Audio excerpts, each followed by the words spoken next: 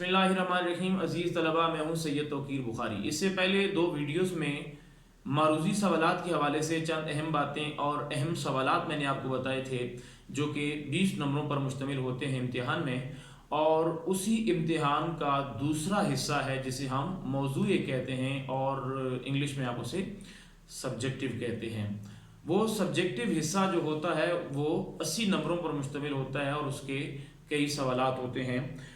जब आप मारूजी सवालात हल कर लेते हैं तो उसके बाद एक और पेपर आपको दिया जाता है और उस पेपर में कुल 8 सवालात होते हैं, जिनमें से सवाल नंबर दो अज्जा पर मुश्तमिल होता है जिन्हें हम अलीफ और बेजुज़ कहते हैं। किताब को अगर 3 बड़े हिस्सों में तकसीम किया जाए ग्रामर के अलावा तो वो है हिस्सा असबाक जिसे नस्र कहते हैं, और दूसरा है नज़्म, और तीसरा है गज़ल। तीनों की तशरीहात इम्तिहान का हिस्सा होती हैं। आज हम बात करेंगे सवाल नंबर 2 का जुज़्व अलीफ जो कि नज़्म की तशरीह पर मुश्तमिल होता है। चंद बुनियादी बातें आपने गौर से सुननी हैं। अक्सर तलबा जब पेपर हल करते हैं तो उन्हें पता ही नहीं होता तशरीह कितनी करनी है और तशरीह कैसे करनी है, उसमें क्या लिखना है। देखें, जो लफ्ज़ होते हैं ना तशरीह, इसे उर्फ़ आम में हम शरह भी कहते हैं, और तशरीह का मतलब होता है खोल कर बयान करना, फैलाना। ठीक है, किसी चीज़ को वजाहत और सराहत के साथ बयान करना।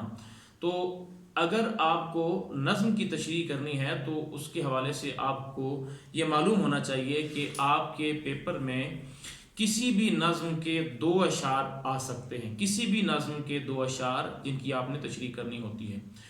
तो सबसे पहले बुनियादी चीज़ ये है कि वो तशरीह कितनी होनी चाहिए। ठीक है, उससे पहले मैं आपको बताना चाहूँगा कि तशरीह का जो एक मखसूस नमूना होता है वो क्या होना चाहिए। अक्सर तलबा को पता नहीं होता, वो लिखते हैं जी नज़्म का नाम, शायर का नाम। नज़्म का नाम नहीं होता, नज़्म का उन्वान होता है। अगर हम उसको हेडिंग्स में अगर 4 सुर्खियों में तकसीम करें तो वो तकसीम यूँ होगी। सबसे पहले है नज़्म का उन्वान, यानी किस नज़्म से वो अशार लिए गए हैं। एक ही नज़्म के 2 अशार आपके पेपर में दिए जाते हैं।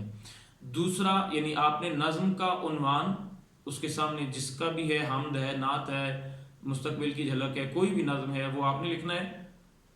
इसी तरह दूसरी सतर में आपने लिखना है शायर का नाम, उस नज़्म का शायर कौन है।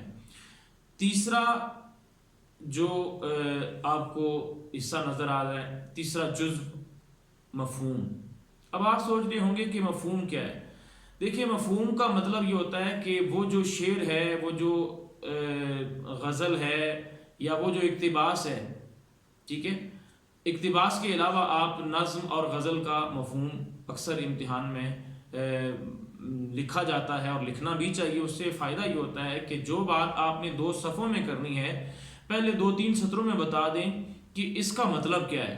उससे फ़ायदा ये होता है कि जो पेपर देखने वाला होता है उसको पता चल जाता है कि आपने उस बुनियादी नुक्ते और बुनियादी ख़याल को समझने की कोशिश भी की है या नहीं। बाज़ औक़ात ऐसा होता है कि बच्चे खामख़ा एक लंबी बहस करते रहते हैं लेकिन उन्हें पता ही नहीं होता कि इसमें शायर क्या कह रहा है। शायर क्या कह रहा है वो एक अलग चीज़ होती है, वो अपनी तरफ से कहानियाँ सुना रहे होते हैं, इसलिए उनका सारा लिखा हुआ ज़ाय हो जाता है। तो इसलिए आपने कोई भी शेर, चाहे वो गज़ल का हो या नज़्म का हो, चंद सत्रों में आपने बताना होता है कि इसका मतलब क्या है। ठीक है, उसके बाद आप उसे खोलकर बयान करें। उसका फ़ायदा ये होता है कि उसे समझ आ जाती है कि इसको मफ़हूम आता है, फिर तशरीह में भी वो आपके साथ जो पेपर देखने वाला होता है वो मुस्बत हो जाता है। और इसी तरह जो आखिरी आपको जुज़्व नज़र आ रहा है या आखिरी सुर्खी नज़र आ रही है वो है तशरीह। यही असल मकसद होता है उस सवाल का कि आपने जो पेपर में 2 शेर या 3 शेर गज़ल के दिए गए हैं उनको आपने फैलाना होता है। तो ये उसका हासिल कलाम होता है, असल मकसद होता है सवाल करने का।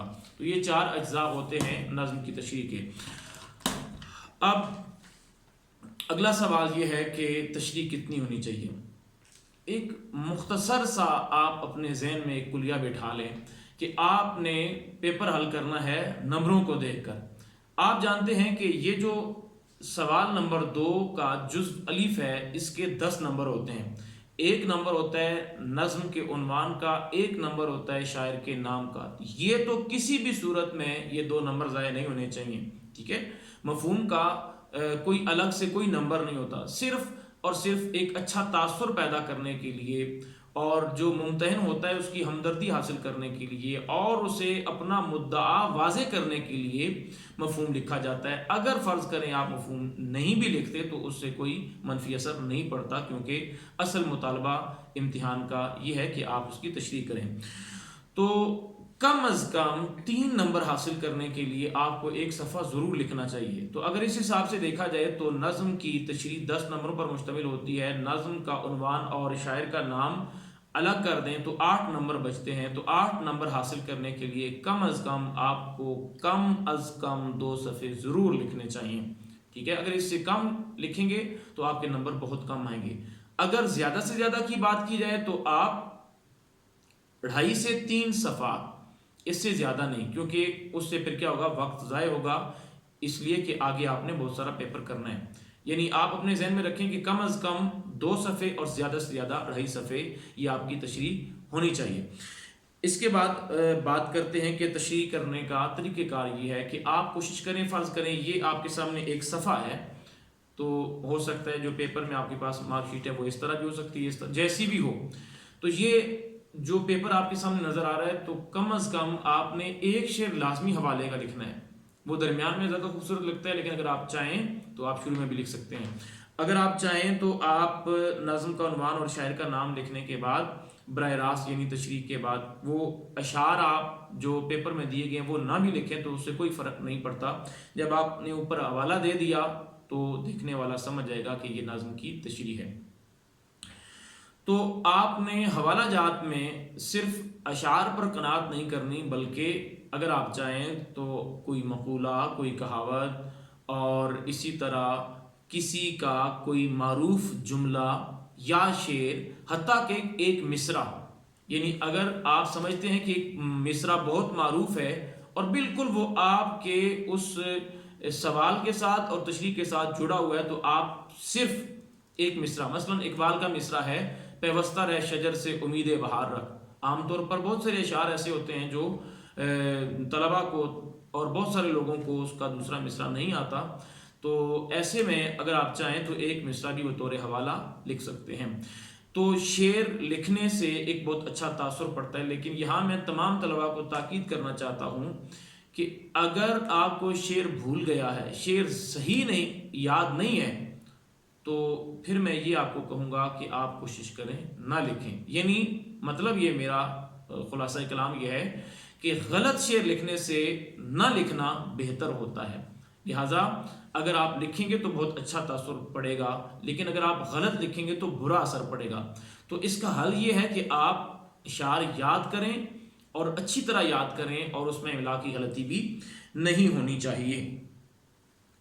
اور جو بات شاعر نے کی ہے اس سے قریب قریب رہیں. جہاں سے بات شروع ہوتی ہے اشعار اپنے ذہن میں رکھیں اور انہی کے مطابق تشریح کریں. درمیان میں اگر آپ چاہیں تو آپ اپنی طرف سے بہت کچھ اضافہ کر سکتے ہیں، لیکن جب آپ نے بات کو سمیٹنا ہے تو پھر انہی اشعار کی طرف لوٹنا ہے جہاں سے بات شروع ہوئی تھی. بعض بچوں کے ذہن میں یہ ایک غلط فہمی ہوتی ہے کہ ہم نے یعنی جو بھی لکھ دیا، اکثر ہم پیپر دیکھتے ہیں تو اسی طرح بچے مطلب اپنی طرف سے وہ فرضی باتیں کر رہے ہوتے ہیں. انہیں کسی نے یہ بتایا ہوتا ہے کہ بس آپ نے لکھ دینا ہے، لکھنے سے نمبر آ جائیں گے. یہ یاد رکھیے گا کہ لکھنے سے نمبر نہیں آتے، صحیح لکھنے سے نمبر آتے ہیں. تو یہ غلط فہمی کا ازالہ کر لیجئے کہ اگر آپ صحیح لکھیں گے تو آپ کو نمبر ملیں گے، غلط لکھیں گے تو آپ کو لکھنے میں شاید وقت لگے، ہمیں کاٹنے میں وقت نہیں لگتا. اس لیے درست لکھنا ہے. اسی کے ساتھ ساتھ میں آپ کو آج اسی ویڈیو میں یہ بتانا چاہتا ہوں کہ آپ کی پوری کتاب میں جو نظمیں شامل ہیں ان میں کچھ نظمیں ایسی ہیں. ویسے تو میرا اپنا نقطہ نظر یہ ہوتا ہے، میں طلباء کو یہ تاکید کرتا ہوں کہ پوری کتاب آپ کے لیے اہم ہے، کوئی ایک سطر بھی ایسی نہیں جس کو میں یہ کہوں گا کہ یہ اہم نہیں ہے. تاہم کچھ اشعار، کچھ پیراگراف، کچھ غزلیں ایسی ہوتی ہیں جو زیادہ اہمیت کی حامل ہوتی ہیں. تو اسی طرح گزشتہ پیپروں میں آنے والے چند اہم اشعار، نظموں کے اشعار میں آپ کے سامنے بیان کر دیتا ہوں. انہیں آپ نے بطور خاص تیار کرنا ہے. لیکن بالعموم اگر بات کی جائے تو پوری کتاب آپ کے پیش نظر ہونی چاہیے، اور آپ یہ نہ کہیں کہ سر آپ نے یہ نہیں بتایا تھا لہٰذا ہم نے یہ پڑھا ہی نہیں ہے۔ آپ نے پوری کتاب پڑھنی ہے۔ جب پوری کتاب تمام نظمیں پڑھ لیں تو ان اشعار کو آپ نے بطور خاص پڑھنا ہے اور اچھی طرح ان کو تیار کرنا ہے۔ سب سے پہلے نظم نعت ماہر القادری میں اشکوں سے تیرے دین کی کھیتی ہوئی سیراب، انسان کو شائستہ و خوددار بنایا، یہ دو اشعار یہ زیادہ اہمیت کے حامل ہیں۔ اسی طرح نظم مستقبل کی جھلک، یہ بہت اہم ہے امتحانی نقطۂ نظر سے۔ اس نظم میں ان کواکب کے عوض ہوں گے نئے انجم طلوع، یہ اور اس کے ساتھ اگلا شعر پھر نئے محمود ہوں گے حامی یہ دین متین۔ اسی طرح اسی نظم میں دو اشعار، نغمہ آزادی کا گونجے گا حرم اور دیر میں، اور اسی کے ساتھ دوسرا شعر ہے ہم کو سودا ہے غلامی کا کہ آزادی کی دھن۔ یہ نظم امتحانی نقطۂ نظر سے بہت اہم ہے۔ اس کے بعد اگر بات کریں نظم برسات کی جو کہ اختر شیرانی نے لکھی ہے، تو اس کے بھی دو سوالات یعنی 2 × 2 4 اشعار بہت اہم ہیں۔ گھٹاؤں کی نیلی فام پریاں افق پہ دھومیں مچا رہی ہیں، اور اسی کے ساتھ جڑا ہوا شعر چمن شگفتہ دمن شگفتہ گلاب خنداں سمن شگفتہ، یہ والا، اور اسی طرح اسی نظم کا یہ والا حصہ، یہ مے کے قطرے مچل رہے ہیں کہ ننھے سیارے ڈھل رہے ہیں، اور اسی کے ساتھ جڑا ہوا دوسرا شعر نہیں ہے کچھ فرق بحر و بر میں کھنچا ہے نقشہ یہی نظر میں۔ اس کے بعد نظم ہے ہلال استقلال جس کے شاعر ہیں حفیظ جلندری۔ اس نظم کا جو حصہ اہم ہے یعنی 2 اشعار، ہلالی خنجر انگشت شہادت کا اشارہ ہے یہ، اور اس کے ساتھ جڑا ہوا دوسرا شعر ہلال خنجر قومی عطیہ ہے شہیدوں کا، یہ 2 شعر بہت اہم ہیں۔ اگر بات کی جائے علامہ اقبال کی، تو علامہ اقبال کی شاعری کسی بھی امتحان میں بہت زیادہ اہمیت کی حامل ہوتی ہے۔ نظم خطاب بجوانان اسلام، اس کے 3 سوالات جو امتحان میں آ چکے ہیں میری نظر سے گزرے ہیں۔ کبھی اے نوجوان مسلم تدبر بھی کیا تو نے، اور اس کے ساتھ جڑا ہوا شعر تجھے اس قوم نے پالا ہے آغوش محبت میں۔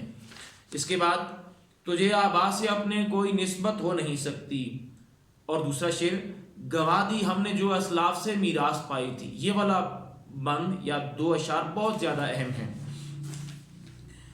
اور اس کے ساتھ حکومت کا تو کیا رونا کہ وہ ایک عارضی شے تھی، اور اس کے ساتھ متصل دوسرا شعر مگر وہ علم کے موتی کتابیں اپنے آبا کی، یہ اشعار اس نظم میں بہت اہم ہیں۔ اور اسی کے ساتھ دوسری نظم اقبال کی پیغام، اس میں جو شعر اہم ہیں شعلہ بن کر پھونک دے خاشاک غیر اللہ کو، دوسرا شعر ہے بے خبر تو جوہر آئینہ ایام ہے۔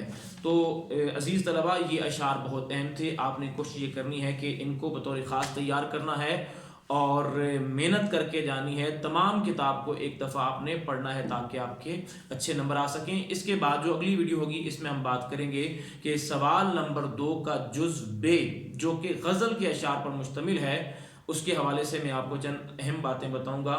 تو اگلی ویڈیو تک مجھے اجازت دیجیے، اللہ حافظ۔